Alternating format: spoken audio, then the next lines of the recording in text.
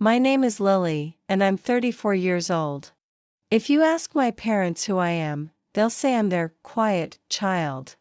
The one who doesn't cause trouble, the one who blends into the background. The one they don't have to worry about, but what they don't realize is that their silence toward me, their neglect, their favoritism, it's been carving scars into me for years, and one night, it all shattered with a single text. It was a Saturday evening. I had just finished a long week at work.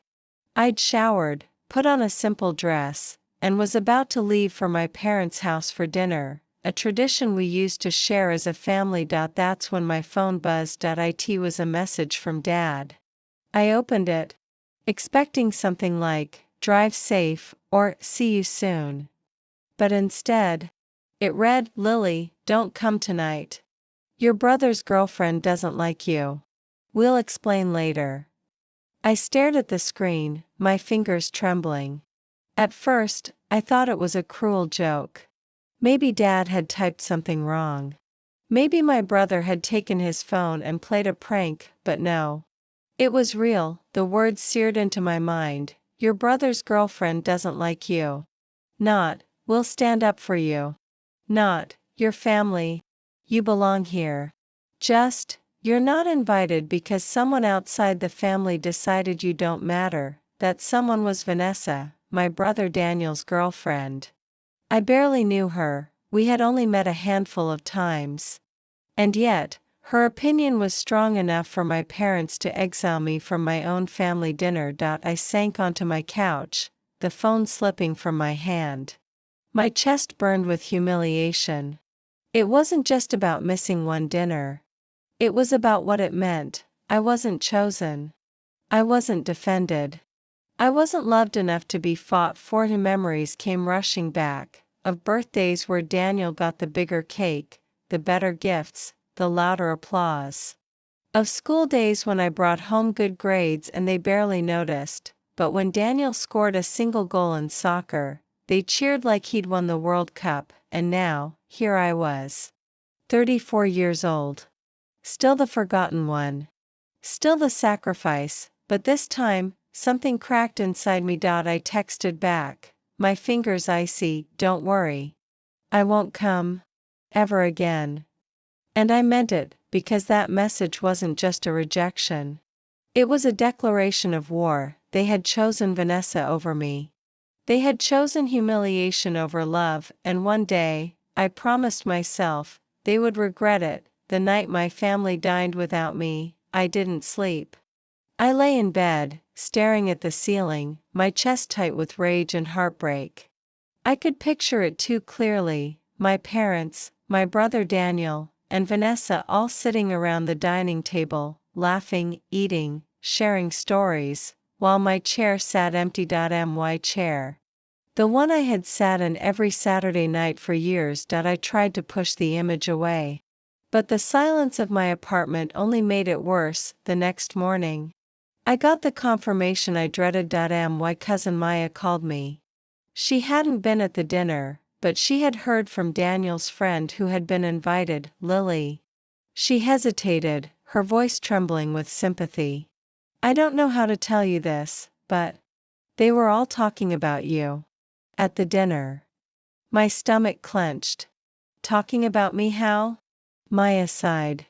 "Vanessa told everyone you make her uncomfortable. She said you give her bad vibes." And Daniel just sat there and agreed with her. "Your dad didn't say much. Your mom laughed along." I went cold. Laughed? Yes. Vanessa made some joke, something about how it's better if Lily stays away, she's too serious, she drains the fun out of the room. Everyone laughed. Like you were the punchline. I couldn't breathe. The humiliation of being uninvited was one thing. But knowing that my own family had sat there, nodding, laughing, agreeing with Vanessa as she dragged me down, that was a wound I didn't know how to cover. It wasn't just rejection. It was betrayal. That evening, Daniel called me. His voice was casual, as if nothing had happened. "Hey sis. Just checking in. You cool with what happened last night? Don't take it personally, okay? Vanessa just has her preferences. You know how she is. I clenched my jaw. Her preferences? Daniel, I'm your sister. Does that mean nothing to you? He chuckled, actually chuckled. Don't be so dramatic, Lily. You're still family. It's just, sometimes we need to keep the peace. Vanessa is going to be part of this family too. You'll understand. Something inside me snapped. Keep the peace? I whispered. By throwing me away? Daniel went quiet for a second, then sighed. Look, just don't make this a big deal. You've always been different. Vanessa just picks up on that. Don't ruin things for me. And then he hung up, tears burned in my eyes. For a moment, I wanted to scream, to call my parents and demand an explanation. But I didn't, because suddenly, it was all so clear, they had chosen their side. And if that was the game they wanted to play, then fine, but I wasn't going to keep being the quiet, forgotten daughter. Not anymore. I stood in front of the mirror, wiping the tears off my face. For the first time in my life, I saw myself differently. Not the girl they overlooked. Not the sister they laughed at, but someone stronger. Someone who could fight back. That night, I made myself a promise: if my family wanted to humiliate me, I would rise so high that their laughter would choke in their throats. If Vanessa wanted me gone, I would make sure she was the one destroyed. This wasn't just pain anymore. This was the beginning of revenge. The next Saturday I didn't wait for a text. I drove to the house anyway. The car pulled up the same way it always had, the same cracked driveway, the same lantern by the door, the same ivy climbing toward the roof like a slow, indifferent witness. My hands were steady on the steering wheel, but inside I was a roiling storm. I had practiced what I would say 1,000 times and then thrown all the rehearsed words away. There was only one thing I knew for sure: I would not be ignored. The front door opened before I could knock. My mother stood there in an apron, hair hastily pinned up, a smile that was too quick, too painted. Behind her, Daniel and Vanessa appeared in the hallway. He looked comfortable, smug even, as if the world were still the way he wanted it, everyone orbiting around him and his choices. Vanessa's face was cool, perfectly made up, lips curved into a polite smile that hid something sharp. My mother's smile faltered when she saw me. Lily, she said, the syllable brittle. You shouldn't have come. You sent the message, I said. You told me not to come. She blinked like she had been slapped. We were trying to avoid what? I cut in. The truth? Your shame? Vanessa's discomfort? My voice was louder than I had meant. The three of them flinched like I'd struck them. But I didn't stop. I had rehearsed discretion for years. Discretion was over. I had come to demand a reckoning. My father was in the kitchen, stepping out now, wiping his hands on a tea towel. He was older than I remembered. The years had softened him, made his shoulders slump the way sorrow will when it stays too long. He looked at me with a mixture of surprise and a pain I'd seen once before when he'd passed me a secret 20 at 9 years old. Lily, he tried. We what? I said. Decide to let a stranger dictate who gets to be family? Let Vanessa point and you all nod like obedient children? Is that what we are now? My words were sharp, embarrassingly loud in the small entryway. A neighbor could have overheard. Grandmother could have peeked through the curtains. It didn't matter. The humiliation that had been poured upon me needed to be answered in public. Daniel's jaw snapped. Don't talk to Mom like that, he said. You're making a scene. A scene? I laughed, and the sound surprised me. You think this is a scene? You think being erased your whole life is a scene? Tell me, Daniel, who stood at your school plays? Who mended your shirts when they ripped? Who begged teachers for extra help so you could pass? Who paid the bills when you were between jobs? Which scene did I perform in so you could be the hero? His face went red. Vanessa's eyes flashed. That's enough, Vanessa said. Her voice was cool, practiced. We don't need this drama. Lily, you always make everything so heavy. You're too intense.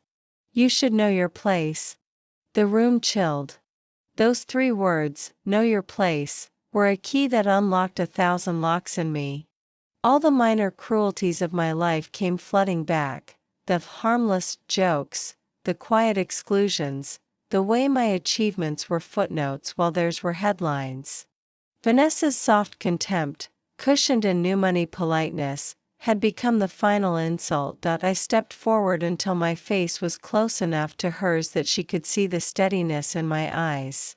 You don't get to tell me to know my place, I said. Not after everything you've stolen from me. She laughed that brittle laugh again. Stolen? I didn't steal anything. I worked to be accepted. You got accepted, I said slowly, naming the thing between them like a verdict. You were invited to be the center. And everyone here, especially my parents, welcomed you in like worship. What did you give them in return? Control. A story where I'm the villain because it makes you comfortable. And they believed it. They chose the story. My father stepped in, the small man he'd always been when pushed. Lily, you're wrong, he said, earnest, voice breaking. We didn't choose her over you. You didn't defend me. There it was. The truth in 2 words. When she said she didn't like me, you folded. You let me disappear. You were my parents when it was convenient. Where were you for the rest of my life? My mother, suddenly small, fumbled for an answer and found none. Her face went gray. We were trying to keep peace. For Daniel. For the family. For the family, I repeated like a bitter hymn. For the family you preferred to keep clean and shiny by sweeping me under the rug. Daniel took a step toward me as if to touch my arm and placate. I moved away. I would not be soothed. I keep hearing what a big sacrifice you made for him, I said. But what about my sacrifices? You celebrated his every trivial success and treated my silence like obedience. You treated me like a fixture in the house. You didn't see me. You saw what I could do for Daniel and for your image. You're being unfair, Daniel said now, voice higher, thinner. Vanessa hasn't done anything to you. She's done everything to me, I snapped. She's made you choose. And you chose her. Vanessa's lips twitched, that perfect smile slipping into something like a sneer. Maybe if you had been more pleasant, people would like you, she said. The word pleasant sat like glass, and I imagined every lunch lady and restaurant hostess who'd ever told me to smile. I had smiled enough for all of them. I was done performing, the argument swelled, words flung like stones, accusations made under cover of grief and anger. My mother screamed about propriety. My father stumbled through apologies. Daniel accused me of melodrama. Vanessa accused me of being petty. It was an ugly, honest war, the kind that lays the foundation of a family's decay bare for the first time. At some point the neighbor's door opened. My aunt half entered to see what the commotion was. One of my father's friends, George, poked his head in. Their eyes darted between us, taking in the spectacle of a family tearing under the weight of its choices. Shame rose in heat on my mother's face. She retreated into the kitchen and began to cry with a voice that sounded like the script of a woman realizing she'd been wrong for decades. The breaking point was not a single thing. It was the slow collapse of every small favor I had given that had been repaid with neglect. With each sentence they threw at me, with each indifferent shrug, the realization hardened into resolve. Whatever came next would come from me alone. I left that evening. I didn't argue further. I didn't beg. I packed a single bag and drove to a small, cheap hotel on the edge of town, the kind of place that smelled faintly of disinfectant and cigarettes. The room was tiny, but it was mine for the night, and that mattered more than I had expected. For the first time in a long time, no one told me what to do or where to sit. No one used my absence like a wedge to prop their performance. I sat on the bed and let myself think, really think. Rage flared and ebbed. Grief gnawed at the corners of my thoughts, but the familiar shape of fury took over like a careful map unfolding. This was not a moment to collapse. It was a moment to act. The next morning I called in sick to work. I did not go into the office. Instead, I took the day to make lists. Not grocery lists with someone else's handwriting, actual lists for myself, accounts, savings, calls to make, resources I had. I had never been prosperous. I didn't expect to become wealthy overnight. But I had something they never had: time, grit, and a bitter clarity. First, recovery. I made an appointment with a therapist. If the past few decades had taught me anything, it was that an invisible wound becomes infectious if left untreated. I wanted a map out of the pit, and she offered one in the form of sessions where I spoke, and someone listened without interruption or judgment. For the first time, the story of my life did not bounce against a stone wall. It landed on a seat that would hold it and hand it back with new shape. Second, independence. I opened a separate bank account, a tiny, ugly thing, but in it I began to deposit any spare cash I could find. I learned how to budget. I canceled the automatic transfers I'd allowed my parents to set up to help manage things in the home, which in hindsight had been more control than charity. I called my employer's HR and discussed options for remote work and projects that could escalate my position. I started researching night classes in the field I had always loved but never pursued: marketing and small business strategy. Third, reputation. I had been invisible for so long that no one in our social circle would blink if they saw me fade. That suited me fine. It made the climb quieter, but it could also make it harder. I made a plan to rebuild my voice and presence on my terms. I would not make headlines by destroying them. I would make headlines because I was indispensable.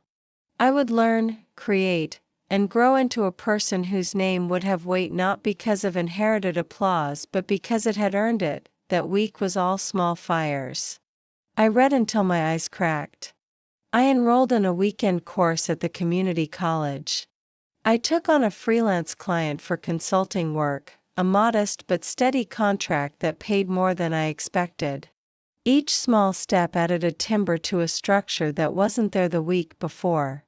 Building became my revenge. Creating a future that refused to be defined by their decisions was the only answer I wanted to give. On the 10th day after the dinner text, I walked into my parents' house, not to beg them to admit their betrayal, but to inform them of a simple fact. I sat across from my father at the kitchen table, and he looked at me like someone seeing the tide come in for the first time. "I'm moving out," I said. "Permanently." "You already moved out," my father said weakly. As if the idea had been floating in the room his whole life. "This time I mean it." I told him about the course. About the clients, about the little bank account that I didn't want them to touch. I told him about the therapy and the plans. I watched his face change and, in its changing, I felt something like pity flare and die. He apologized again, the apologies thick, too late, and I agreed to accept them but not to be subsumed by them. When I left, no one followed me to the car. No one gave me a farewell that mattered. They had made their choice. I had made mine. That night, in the spare flat I had found at a reasonable price, I pinned a small sticky note to the bathroom mirror. It read, in a handwriting I'd always considered blasé, "Live louder than your silence." That was the promise I had inked into my life. It was small, but it was mine. The weeks after the confrontation were a blur of exhaustion and clarity. Every morning I woke with the same burning thought: they think I'm disposable. They think I'm weak, and every day, I work to prove them wrong. At first, it was survival. My new apartment was small, barely furnished, but it was mine. No Vanessa, no Daniel, no family peace hanging over me like a chain. Just quiet. At night I could hear the hum of the city outside my window, taxis, voices, the distant rumble of trains. And it reminded me that the world was bigger than my family's suffocating dinner table. I poured myself into the weekend classes I had signed up for. Marketing, strategy, branding. Words I had always loved. Concepts that gave me power I had never been allowed to hold. My professors noticed. They said I had a sharp instinct, an eye for opportunity. Compliments that would have meant little to some, but to me, they were oxygen. At work, I stopped shrinking. For years I had been the reliable background employee, the one who did the reports no one else wanted, who stayed late without complaint. But now, I raised my voice in meetings. I pitched ideas. I stayed late, not to cover for others, but to craft strategies that could actually grow the company. Within months, my boss noticed. I was given a new project. A promotion followed. Then a bonus. My paychecks grew, and so did my independence, but money wasn't the only part of my transformation. I began to change on the outside too. For years, I had worn clothes that blended in, neutral colors, practical shoes, no makeup. Too much effort, my mother used to say whenever I tried to dress up. It doesn't suit you. Now, I decided to reclaim myself. I cut my hair into a sharp, stylish bob. I bought clothes that made me feel strong, elegant dresses, tailored blazers, heels that clicked against the floor like punctuation marks. For the first time, I looked in the mirror and saw someone who mattered. I wasn't just Lily, the forgotten daughter. I was Lily, the woman who had been underestimated for too long, and people began to notice. At work events, strangers gravitated toward me, curious about my ideas. My professors recommended me for consulting opportunities. Even in social settings, dinners, parties, small networking groups, I felt something I had never felt before. Presence. It wasn't just that people were seeing me. It was that I was finally demanding to be seen, and yet, there was always the shadow of my family. I avoided their calls at first. My father tried more than once to reach out, his voice soft with guilt. My mother texted occasionally, pretending nothing had happened. Daniel? He barely tried. And Vanessa, of course, never reached out at all, but I heard things, through Maya, through whispers in the neighborhood. I learned that Daniel and Vanessa were struggling. His career wasn't going the way he'd hoped. Vanessa had expensive tastes, and my parents were bending over backward to fund their lifestyle. Meanwhile, my quiet successes were beginning to ripple through the same circle. People were talking about me, the once forgotten Lily, now building something of her own, and oh, how that must have stung. One evening, I attended a networking gala hosted at a grand hotel downtown. It was the kind of event I never would have imagined myself at a year ago. Crystal chandeliers hung overhead, waiters drifted by with trays of champagne, and the air buzzed with ambition. I was speaking with a potential client when I felt a pair of eyes on me. I turned, and there they were, Daniel and Vanessa. They hadn't seen me yet, but I saw them. Daniel in a suit that didn't quite fit right, Vanessa in a glittering dress, her arm looped through his. They were speaking to someone I recognized, a company executive I had just signed a deal with the week before. For a moment, I froze. Old instincts told me to shrink, to slip into the background. But then I remembered the sticky note on my mirror, "Live louder than your silence." So I walked forward. "Mr. Ellis," I said warmly to the executive, stepping into their circle. "I'm glad we'll be working together." Daniel's head whipped around. Vanessa's smile faltered. Lily? Daniel said, his voice tinged with disbelief. I smiled politely, as if they were strangers I'd once vaguely known. Oh, hello. I didn't expect to see you here. Vanessa's eyes narrowed, but she forced a smile. What are you doing here? Before I could answer, Mr. Ellis did it for me. You know Lily? She's brilliant. She just closed one of the sharpest proposals I've seen this year. A real rising star. Their faces froze. Daniel's mouth opened and shut. Vanessa's fingers tightened on his arm. I lifted my glass, calm and poised. Thank you, Mr. Ellis. I'm excited for what comes next. And with that, I excused myself, leaving them standing there, silenced, small, and shocked. That night, as I slipped into bed, I felt the first taste of revenge. It wasn't enough yet. Not nearly enough, but it was coming, and soon, the family who had laughed at my absence would choke on my presence. Revenge doesn't happen overnight. It brews. It waits. It sharpens its edges in silence until the blade is ready to strike. For me, the opportunity came 6 months after that gala. By then, I had built a solid reputation in the marketing world. What started as freelance work had grown into something much larger, my own small consulting firm.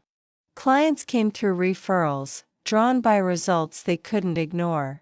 My name carried weight now, not as Daniel's sister, not as the quiet one, but as Lily, the strategist who delivers. And then came the phone call. It was from Mr. Ellis, the executive I had impressed at the gala.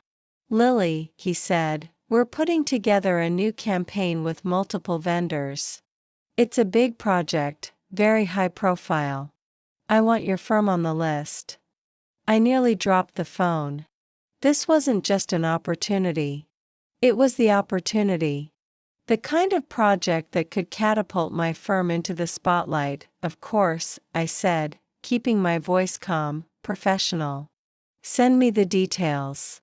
When the email came through, I scrolled through the list of other vendors. My eyes froze. There it was. Daniel's company. And listed as the creative lead? Vanessa. For a long moment, I just stared. It felt almost too perfect. The girl who had laughed about me at my parents' dinner table. The brother who had told me to know my place. And now, here they were, standing in my arena, about to compete against me. This wasn't coincidence. This was fate. The pitch day arrived in a grand hotel ballroom. Dozens of firms, dozens of presentations. Each team had exactly 20 minutes to present their ideas to a panel of executives. I sat at my table, laptop open, my presentation polished to perfection. My team, small but sharp, whispered final checks. My heart pounded, but my focus was diamond clear, and then I saw them. Daniel and Vanessa entered the room, hand in hand, dressed in sleek business attire. Vanessa's eyes swept the room, and then locked onto me. Her smile faltered. Daniel's face went pale. I didn't move. Didn't flinch. Just met their eyes with calm, steady confidence. They knew. They knew this wasn't their stage anymore. Their team presented before mine. Vanessa did most of the talking, spinning glossy words, throwing around buzz phrases she didn't quite understand. Daniel stood by her side, nodding like a shadow, but it wasn't enough. Their pitch was shallow, their strategy flawed. I could see the executives' polite smiles, their hidden frowns.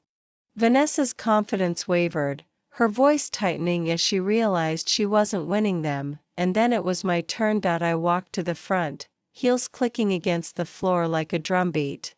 My slides lit up the screen, bold, clear, precise. Good afternoon, I began, my voice steady. We're not here to give you empty buzzwords. We're here to give you results. I laid out the plan, research-driven, innovative, flawless. I spoke with fire, with conviction born not just from skill, but from years of being silenced. My words cut through the room like a blade, and when I finished, the executives actually applauded. Not polite claps, real applause. I glanced sideways. Vanessa's face was tight, her knuckles white around her notes. Daniel looked like he wanted to vanish. It was everything I had dreamed of. 2 weeks later, the results came in. My firm won the contract. Daniel and Vanessa's company was cut. The night the announcement went public, I received a text from an unknown number. It was Daniel. Lily, can we talk? For a moment, I almost laughed. My brother, who had once told me not to ruin things for him, now wanted to talk, because I had ruined his. I didn't reply. The silence was my answer, but Vanessa wasn't as quiet. I ran into her a month later at another event. She cornered me in the bathroom, her voice sharp, her eyes glittering with fury. You think you've won, don't you? She hissed. You humiliated us. You embarrassed Daniel. I tilted my head. Funny. I thought you embarrassed yourselves. I just outperformed you. Her mask slipped, and for the first time, I saw the desperation beneath the gloss. She wasn't untouchable. She was fragile. Weak.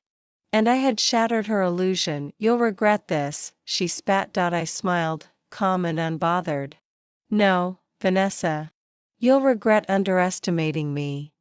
And with that, I walked out, heels clicking, leaving her trembling behind me. That night, as I looked out the window of my apartment at the glittering city lights, I felt it fully. This wasn't just success. This was justice, but my revenge wasn't complete. Not yet, because the final reckoning wasn't with Vanessa. It was with my family. Revenge against Daniel and Vanessa had been satisfying, but deep down, I knew my fight wasn't really with them. It was with the people who raised me. The people who should have protected me. The people who texted me, you weren't invited to dinner, your brother's girlfriend doesn't like you. My parents. It happened on a rainy Sunday afternoon. I got a call from my mom. Lily, she said in her softest, most careful voice. We'd like you to come to dinner next week. We all need to talk. Please. For a moment, I almost said no.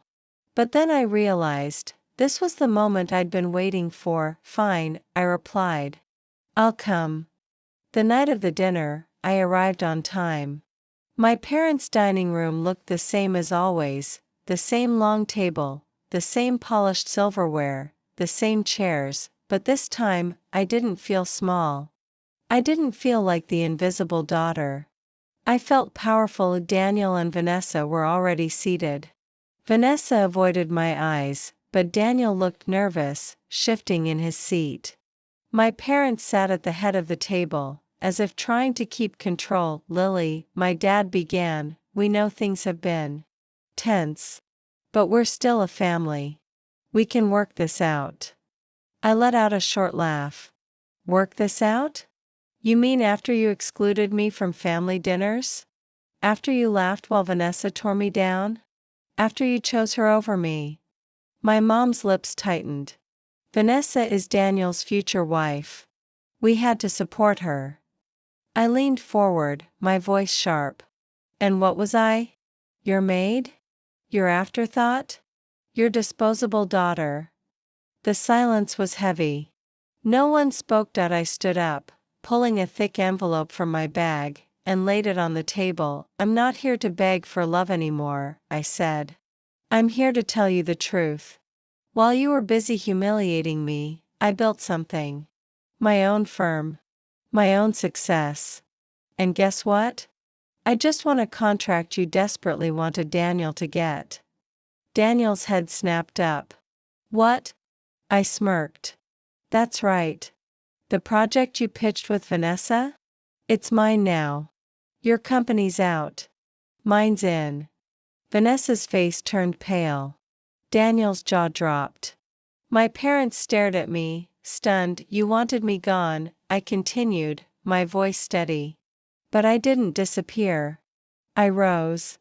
And now, I'm not the weak one in this family anymore. My dad's voice cracked. Lily, we didn't mean, I cut him off. Save it. You all made your choice that night. I was nothing to you. But now, you're nothing to me. I picked up the envelope, slid out the contract papers, and tossed them onto the table. This is the proof of who I am. Not who you said I was.